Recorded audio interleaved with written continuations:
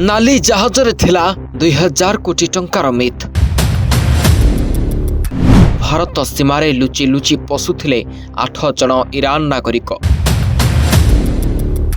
भारतीय सीमारे माड़ी बसिले माने गोड़े गोड़े 8 जन विदेशी को पाने देले पुलिस।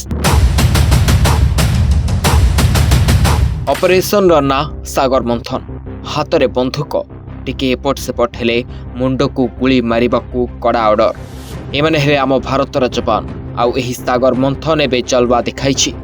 नालिया जहाजरे 700 किलोर मिथ ड्रग्स धरी लुचि लुचि भारतीय सामुद्रिक सीमारे पशुथिले 8 ईरान नागरिक। आउ माड़ी बसिले नार्कोटिक्स कंट्रोल ब्यूरो अथवा एनसीबी, भारतीय नौसेना एवं गुजरात पुलिस। तेबे 8 जन निजकू ईरान नागरिक बोली कहउछंती। तेबे उद्धार होइतिबा ड्रग्स मूल्य प्राय 2000 कोटी टंका हेबो बोली अनुमान करा जाउछि।